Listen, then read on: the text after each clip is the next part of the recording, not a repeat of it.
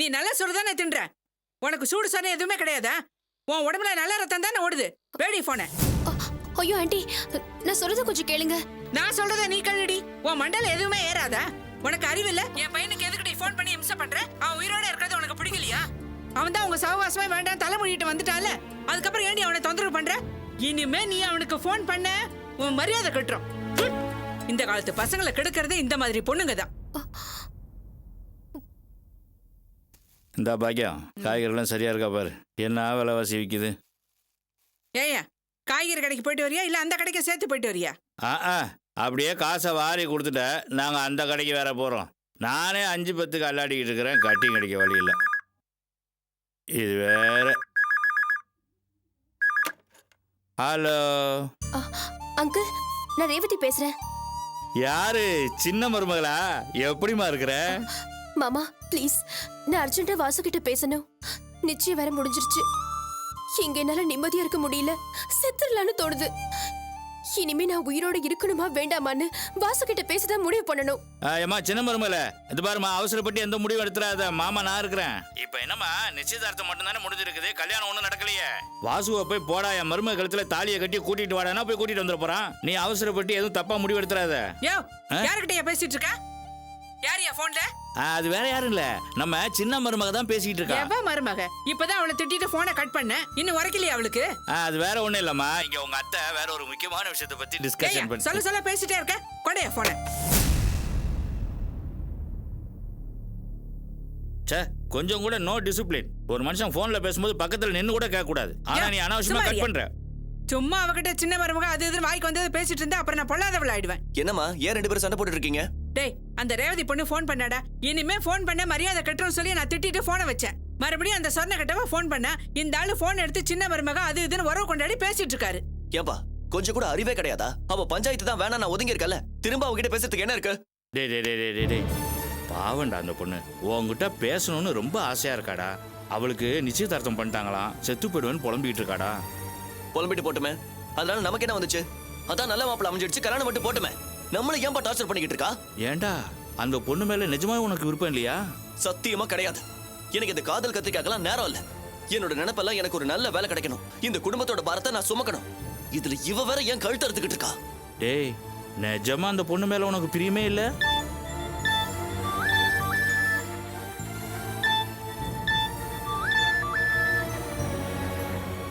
Hello Vasu, நான் சொல்றத கேளு.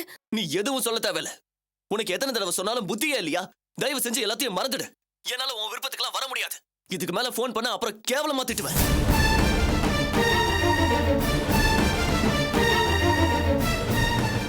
டேய், அந்த பொண்ணு மேல பிரியமே இல்லைங்கிற, ஆனா அவன் நம்பரை இன்னும் உன் செல்ல வச்சிருக்கிற.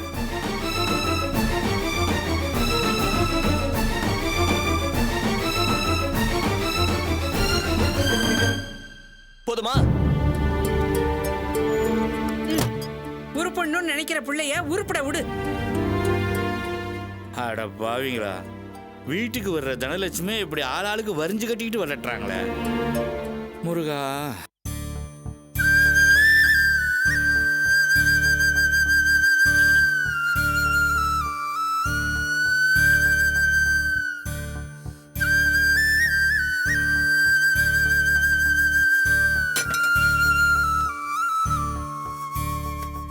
டேய், வேலையெல்லாம் ஒன்றும் பார்க்க வேணாம்.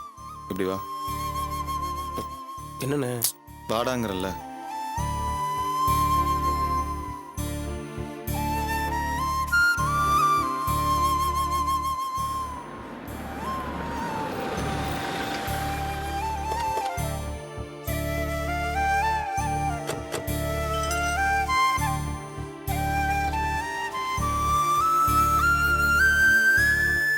டேய், பேப்பர் எடுத்து போடு. வாங்க சார்.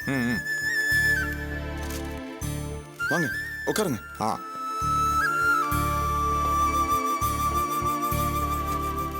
நீ உட்காருப்பா. ஆச்சரியமா இருக்கு தம்பி. நாங்களும் பல தடவை கேட்டு பார்த்தோம். அப்பெல்லாம் நீ ரொம்ப கோவப்பட்ட. இப்ப நீயாவே கூப்பிடுவேன்னு நான் கொஞ்சம் கூட எதிர்பார்க்கல. கூப்பிட்டது நீதானா இல்ல போன்ல யாராவது கலெக்டா பண்றாங்களான்னு கூட நினைச்சேன்.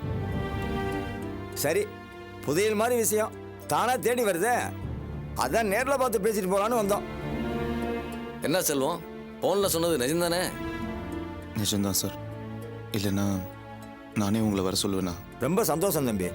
எப்பேற்பட்ட இடம் இது! மெயின் ரோடு, பக்கத்திலே பஸ் ஸ்டாண்டு, கோவிலே, ரயில்வே ஸ்டேஷனு, கூப்பிட்ற தூரத்தில் மார்க்கெட்டு. எங்களை மாதிரி ப்ரொமோட்டர்ஸுகளுக்கு இந்த மாதிரி இடம் கிடைச்சது தங்கச்சுரங்கம் கிடைச்ச மாதிரி இல்லை.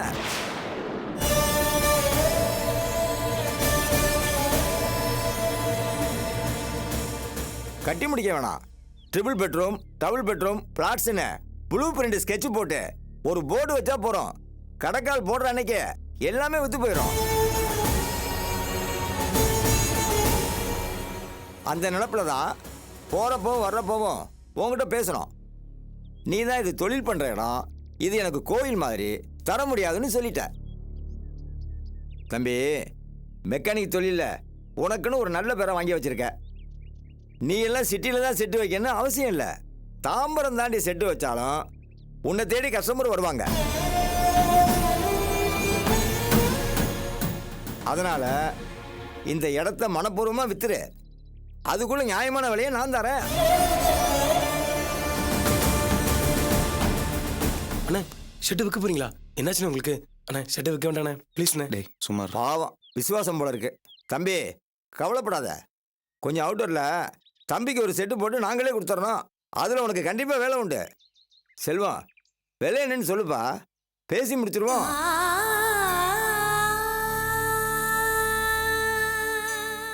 சார் நான் சும்மா சொல்ல சார்.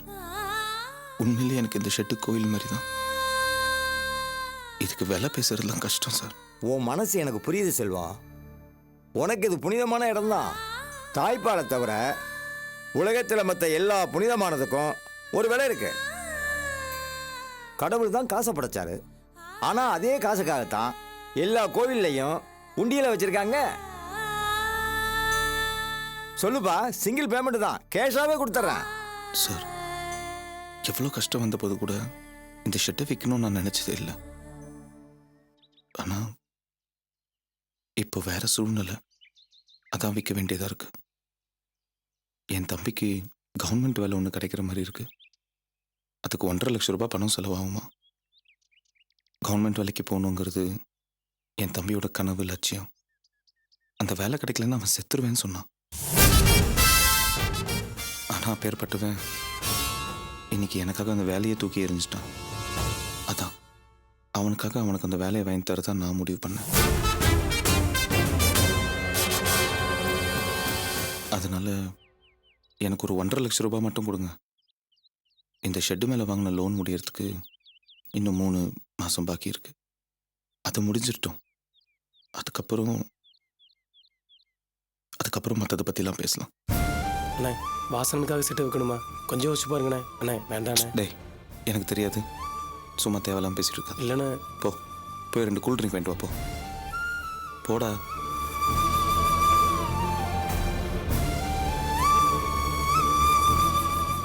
சொல்லுங்க சார்.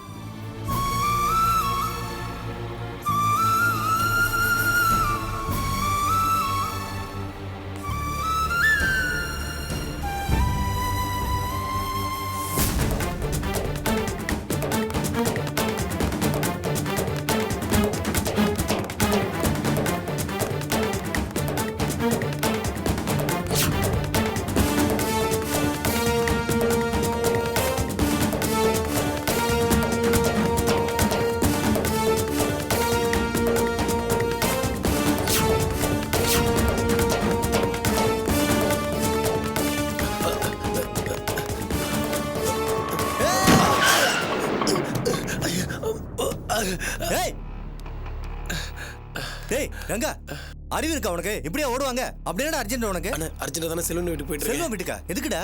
ஆமாண்ணே, அண்ணன் செட்டு வைக்கிறதுக்காக பாட்டியில் உட்கார வச்சு பேசிட்டு இருக்காரு.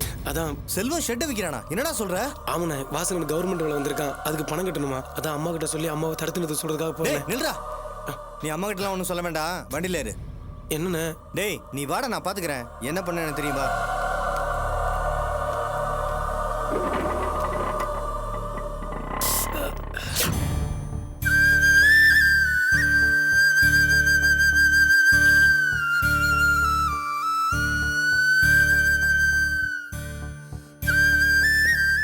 3 மாசம் கழிச்சு இன்னும் மதிப்பு கூடலாம். அதுக்காக ஏன் இப்போ பேசணும்னு நினைக்கிற? கெட்டிக்காரன் தான் நீ. ஆனால் முன்பணமாக கேட்குற 1.5 லட்சத்தை நாங்கள் சும்மா தர முடியாதுப்பா. பாண்டு பேப்பரில் கையெழுத்து போட்டு தரணும். சரிங்க.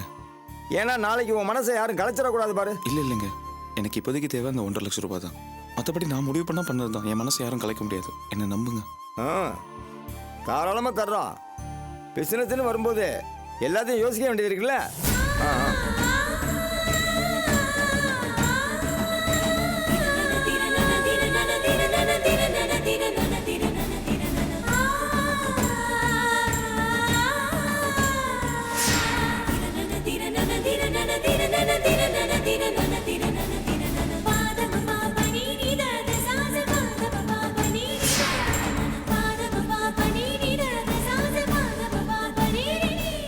இந்தப்பா செல்வம், இதுல ஒரு கையெழுத்து போடு.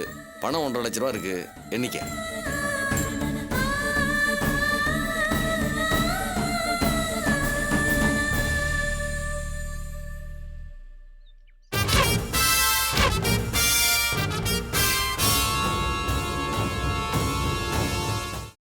செல்வம், ஒரு நிமிஷம்.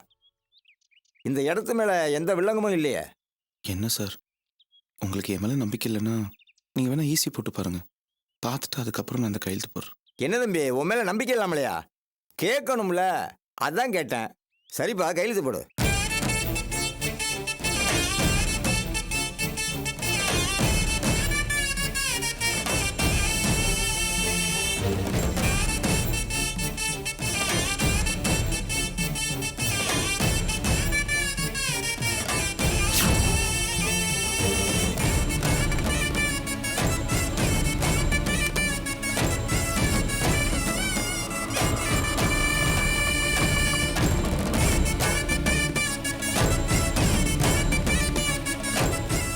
செல்வம்,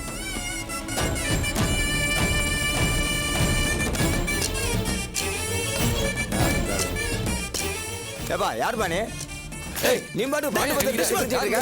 என்ன பண்ற செல்வா, என்னப்பா இது? உனக்கு என்ன பைத்தியமா பிடிச்சிருக்கு? உனக்கு தாண்டா பைத்தியம் பிடிச்சிருக்கு. இல்லனா நீ தெய்வமா மதிக்கிற அந்த ஷெட்டை விக்கலாம்னு முயற்சி பண்ணுவியா?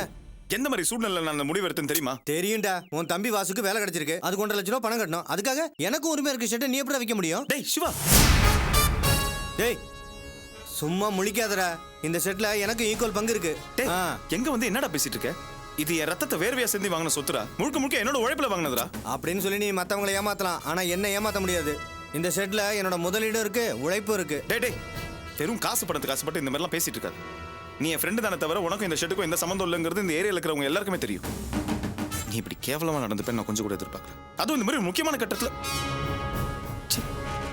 சார், அவனுக்கு ஏதோ கிறுக்கு பிடிச்சிச்சு. நீங்க இன்னொரு பேப்பர் கொடுங்க. அதெல்லாம் ஒண்ணு வேணாம், நீ பணத்தை எடுத்து வைப்பா உள்ள.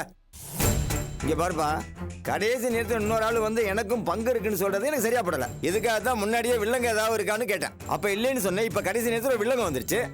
இங்க பாரு, இதெல்லாம் நமக்கு சரிப்பட்டு வராது. நாங்க கிளம்புறோம். சார், சத்தியமா இதுல வில்லங்க எதுவும் இல்லை சார். இவன் ஏதோ கிறுக்க மாதிரி பேசிட்டு இருக்கான் சார். என்ன நம்புங்க சார். தம்பி, இது கோடி கணக்கில் முதலீடு போட்டு பண்ற பிசினஸ். இதுல நாங்க ரிஸ்க் எடுக்க முடியாது. முதல்ல உங்க பிரச்சனையை முடிச்சுட்டு வாங்க, அதுக்கப்புறம் நாங்க வாங்குறதா இல்லையாங்கிறத முடிவு பண்றோம். சார், நாங்க வரோம். சார் சார் சார் சார் சரிப்பட்டு வராதுப்பா. இந்த இடம் என்னோட இடம் சார். பேசி நான் சொந்த உழைப்புல வாங்குறேன் சார். சார் அதுக்கப்புறம் நம்புங்க சார். சார் சத்தியமா நான் சொல்றேன் சார். சார்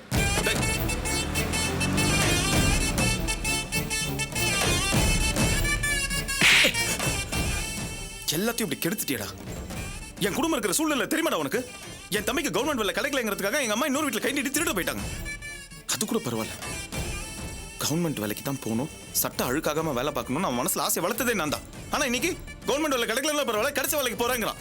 ஆசையை வளர்த்த நானே அது பட்டு போக காரணமா இருக்கலாமடா. அதுக்கப்புறம் நல்லா எதுக்குல ஒரு அண்ணன் எல்லாம் கை கூடி வர நேரத்தில் இப்படி கெடுத்துட்டியடா.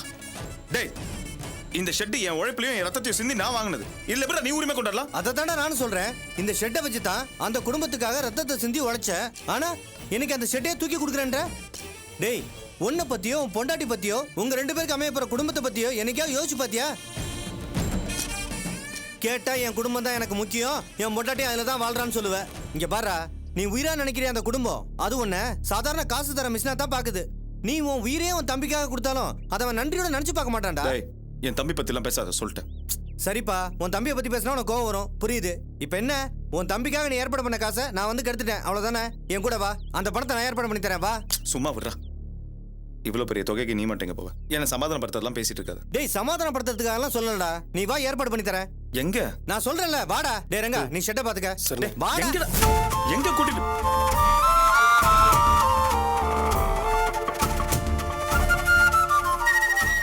ஏண்டா எதுக்குடா உன் வீட்டு கூட்டு வந்த? சொல்றேன், வாடா.